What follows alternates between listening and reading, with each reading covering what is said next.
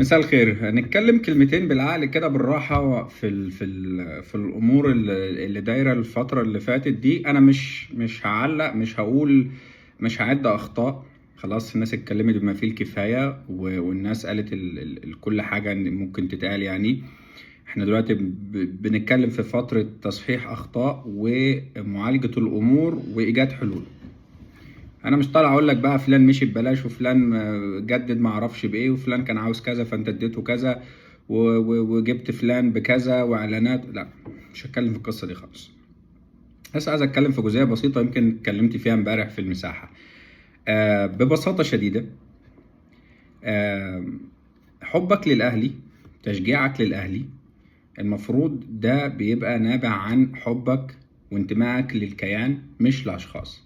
بمعنى يعني انا ما بحبش الاهلي عشان لعب فيه ابو تريكة ولا عماد متعب ولا الكابتن محمود الخطيب ولا ايا كان الاسامي دي كلها. اللي اقصده ايه؟ اللي اقصده انه فكرة تشجيعك للنادي. انا مش بتهم حد، انا بتكلم في المطلق. يعني هديك مثال على اللي انا عايز اقوله. محمد صلاح راح بازل، كان لسه يدوب بينور فمحدش كان مركز معاه. فراح فيورنتينا، ففجأة الشعب المصري كله بقى بيشجع فيورنتينا. راح روما، الشعب المصري كله بقى بيشجع روما. راح ليفربول، الشعب المصري كله دلوقتي بيشجع ليفربول. فده نابع عن حبك للشخص، لانه بيمثل او لمس عندك حاجة انت كان نفسك تحققها مثلا وما قدرتش. ده رقم واحد. رقم اتنين، بيمثل انه مصري، فبيمثل الشعب المصري كله. رقم ثلاثة، انت شايف فيه شخصيات البطل ومقومات شخص ناجح وشخص قاتل على كل حاجة في حياته لغاية ما وصل للمرحلة اللي هو فيها دي، انه بيصنف افضل جناح في الدوري الانجليزي على مدار تاريخه. فتحول حبك للشخص من انتمائك لنادي هو كان بيلعب فيه، فكل ما بيمشي ويروح نادي تاني انت بقيت بتحب وتشجع النادي ده. ايه اللي انا عايز اقوله؟ في ناس ولها كامل الاحترام والتقدير، انا بشوف ان في ناس يعني متعلقة اكتر بالاهلي بسبب الكابتن محمود الخطيب. كابتن محمود الخطيب زي ما قلت قبل كده وهقول تاني، عمل انجازات، عمل انشاءات، خدنا بطولات كتير في عهده. كل الكلام ده مش انا اللي هثبته، لا ده التاريخ موجود هيثبته. وكل حاجة حصلت في تاريخ النادي في عهده موجودة، والتاريخ هيذكرها بعد حتى ما نموت لأجيال قادمة. يعني اللي أنا عايز أقوله، ما تخليش يعني حبك للكابتن محمود الخطيب وتعلقك الكبير بيه تتغاضى أو تفضل طول الوقت بتقولي معلش، ما هو ما ننساش اللي عمله، معلش الراجل عمل كتير. أنا متفهم ده تماما. أنا لما اتكلمت امبارح في المساحة وبتكلم تاني النهاردة، المساحة دي اللي ما يعرفش، دي منصة تويتر أو إكس، بنعمل عليها زي رومات كده صوتية وبنقعد نتكلم وندردش للي هيشوف الفيديو على اليوتيوب أو هي منصة تانية. احنا بنتكلم وبندردش، احنا بنقول ان في مشكلة محتاجة تصحيح، في مشاكل لها علاقة باختيار المديرين الفنيين. انت بتختار المدير الفني بناء على ايه؟ هل انت مختار وعندك خطة؟ هل لجنة التخطيط والسكاوتينج اللي شغالين معاك ادولك خطة واضحة وصريحة انت مطلوب منك ايه، او النادي محتاج ايه، او ايه بروفايل المدرب اللي انت عاوز تجيبه؟ احنا شفنا الفترة الاخيرة اكتر من 20 اسم اتطرح، مدرسة ايطالية ومدرسة برتغالية ومدرسة اسبانية ومدرسة المانية وسويسرية. انت بتجيب المدرب وبتبني عليه. المفروض انت يكون عندك تكنيكال دايركتور هو اللي يحدد لك الخطة وهو اللي يحدد لك اسلوب اللعب وهو اللي يقول لك انت محتاج ايه ويجيب لك ويختار لك نوعية اللعيبة اللي هتتماشى مع الفكرة دي، وبناء عليه انت تروح تختار المدرب اللي انت عايزه.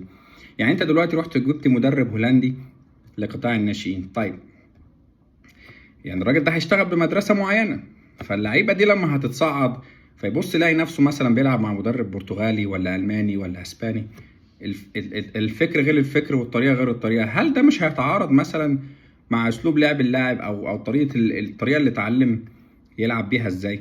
هل انت جبت مدير فني لقطاع الناشئين بناء على دراسه وبناء على خطه انت محتاج منه ايه، ولا انت رحت جبت مدرب بس عشان هو اجنبي وفاضي فيجي يمسك القطاع؟ لان كل المصريين اللي انت اخترتهم بعشوائيه خلينا نقول اثبتوا فشلهم او بعضهم اثبت فشله. دي نقطة. النقطة التانية بقى نطلع فوق شوية. انت في الفريق الاول محتاج ايه؟ احنا بقالنا 3 سنين كنا بنقول مهاجم.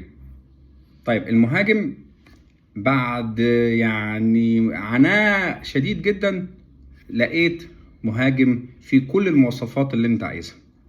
اكتشفت بعد سنة ان المهاجم ده طموحه انه يلعب بره مصر، او هو جه يتلمع عن طريقك، او هو بعد ما جالك اكتشف فجأة ان هو عاوز الجنسية الامريكية ويعيش في امريكا.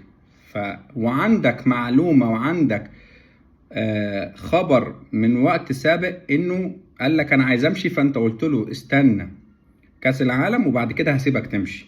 كابتن محمد رمضان طلع عليه الكلام ده. طيب لما انت عارف انه ماشي ما خلصتش ليه في مهاجم تاني؟ اسد الحملاوي كان متاح فري، ما خلصتش فيه، راح نادي روماني دلوقتي، شرطه الجزائي $1,000,000 غير مرتبه غير اللي هياخده. فانت دلوقتي بتفاوض اسد الحملاوي ان انت بتقول له هدفع لك شرطك الجزائي وتيجي، وان الموضوع دلوقتي متوقف ان انت هتديله كام مرتب او هتديله كام في السنه. دي نقطه. النقطه الثانيه مركز الباك الشمال والباك اليمين. احنا بقالنا سنين بنعاني. محمد هاني بيلعب وحيدا في المنطقه دي، لما كان بيتصاب كنا بنعاني اكتر رغم ان هو مش احسن حاجه. الباك الشمال انت بتلاعب لعيبه مش في مراكزها. علي معلول جه في عهد مجلس الاستاذ محمود طاهر، وبعد كده لما جيت انت قررت ان انت علي معلول ما يكملش معاك بسبب اصاباته او بسبب اصابته الاخيره او ايا كانت التفاصيل، ما شفتش اي تحرك ان انت تخلص في باك شمال على مستوى رفيع. جبت يحيى عطية الله وقلت لا الراجل مش على مستوى النادي الاهلي فانت هتمشي. انا بشوف ان يحيى عطية الله كان احسن بكتير من الباكات اللي موجوده عندك حاليا. محمد شكري جبته هو وبيكهام باصرار من الكابتن محمد يوسف بدون دراسه وبدون تخطيط وبدون اي حاجه. هو الراجل جه كده قال انا هجيب دول ماليش دعوه وراح جايبهم. في المقابل طلعت الدبيس. الناس بتقول الدبيس مش احسن حاجه، مفهوم، ما عنديش مشكله، بس هو على الاقل كان خد شويه من علي معلول وشرب يعني زي ما بيقولوا كده الصنعه. فالدبيس كان بيديك شويه وشويت وبتاع ويجي، يعني هو محتاج يلعب، ما هو ما لعبش، عمره ما لعب، ما خدش فرصه كبيره، كان دايما بيقع، كان دايما مركون على الدكه، كولر ما كانش بيعتمد عليه، فانت ما اديتوش الفرصه الكامله عشان تقدر تحاسبه. حتى سمعت ان في يعني الاداريين في سيراميكا قال لك احنا مبسوطين وكان غرضنا ان احنا نجيب الدبيس طبعا. طيب نيجي بقى للقصة الكبيرة بتاعت المنطقة اللي قدام.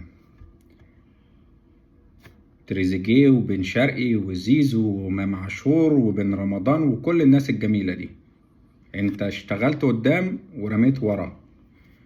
عندك خط الظهر بالكامل مدمر من بعد عبد المنعم ومش هعد اسامي. اشرف داري اتكلمنا عنه كتير. المفروض وباختصار شديد عشان الفيديو 9 دقايق، الفترة اللي جاية وده المفروض اللي يتم، ملف الكورة يتم إسناده لشخص متخصص، شخص دارس، شخص فاهم.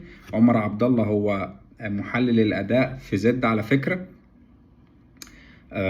فأنت ممكن يعني أنا مش عارف أقول لك إيه، بس عندك ناس كتير شغالة على نفسها الفترة دي. عندك أحمد عز وعندك عمر عبد الله وعندك ناس تانية كتير شبههم، وهم ممكن يرشحوا لك ناس يجوا كده يقعدوا في الفريق يحللوا لك الاداء ويختاروا لك او يدوا لك ملف او اوفر فيو كامل كده على لعيبه الدوري المصري وتختار منهم احتياجاتك لحد اما تشوف انت هتعمل ايه في ملف الاجانب وهتمشي مين ومين هيكمل. ولو انت هتسالني انا هقول لك لو مش هتعرف تجدد لديانج خلاص سيبه يمشي.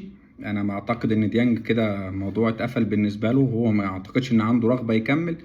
انما بن رمضان اكيد هيكمل معاك. جراديشار بقى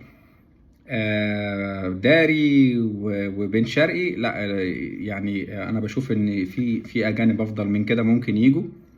ان انت خلاص جراديشار ده خسرته، والسبب انا بقول لك دي وجهة نظري، عماد النحاس هو السبب في ان جراديشار ينتهي بالشكل ده. طيب المدير الفني اللي جاي، انت المفروض احنا بنشوف كل يوم بتسمع ملف جديد، كلمتين جداد، الحق ده استقال، ده مشي، ده مش عارف ايه، طب نكلمه. طب انت يعني انا سمعت حاجه كده حتى ما رضيتش اعلق عليها. انت رايح تتكلم منشيني؟ انت ما شفتش عمل ايه مع تجربته مع السعوديه؟ منتهى التناكة والعجرفة والغرور، وبيتعامل بمنتهى الفوقية مع كل اللعيبة والجهاز وحاجة كده. لا ما ينفع، يعني ده هيجي، ده لو قبل يجي لك عشان هو مش لاقي حد دلوقتي مثلا، لا لا لا لا، تجربة في منتهى الفشل. ولا حتى اللي عنده 70 سنة سانتوس ده ولا اسمه ايه، يا جماعة اقعدوا كده وتريثوا واختاروا بحكمة، واختاروا الأصح، واختاروا اللي انتوا عايزينه يكمل. اختاروا اللي يفيد الفرقة دي ويعرف يلم النجوم دول. زي ما انت بتقول نجوم، انا ما بشوفهمش نجوم، انا بشوفهم لعيبة عادية واقل من العادية كمان. الأهم من ده كله بالنسبة لي محمود تريزيجيه، لازم لازم لازم يتم السيطرة عليه. فكرة ان انت تطبطب عليه اكتر من كده مش محببة بالنسبة لي ولا محبذة، ولا الجمهور كله اصلا حابب الفكرة. تريزيجيه تعدى كل الخطوط. تريزيجيه لازم يعرف قيمته وقيمة النادي اللي بيلعب فيه. اسحب منه شرط الكابتن، قعده على الدكة، لازم ينزل على الارض شوية. امام عاشور من بدري قوي افلامه الهندي كتير وحواراته كتير، فامام عاشور لو مش هيلتزم، لا انا بقول لك من دلوقتي سيبه يمشي ويجيب العرض اللي هو عايزه ويتكل على الله. انت محتاج لعيبه بتحب الاهلي، محتاج لعيبه عندها طموح، عندها شغف، لعيبه جعانه، لعيبه عايزه تثبت نفسها، لعيبه عايزه تاخد بطولات، لعيب يهين نفسه في الملعب وياكل النجيله اكله عشان يثبت لك ويوري لك قد ايه هو بيحب ومقدر المكان اللي هو فيه. نهايته، احنا مش ضد الكابتن محمود الخطيب، ولا احنا رافضين انه يكمل، ولا احنا عايزينه يمشي. هيكمل يجيب حد يدير ملف الكورة، هيمشي يسلم الدنيا متسطبة ومتظبطة على المفتاح للي هيجي بعده عشان النادي يفضل مكمل ومستمر. اتمنى تكون الرسالة واضحة وصريحة، وكفاية اتهامات باطلة، وكفاية تتهمونا بان احنا مش اهلاوية او احنا بنكره الخطيب. لا احنا لا بنكره الخطيب ولا احنا مش اهلاوية. احنا بندور على مصلحة النادي اللي هو فوق اي شخص، والاهلي فوق الجميع. شكرا.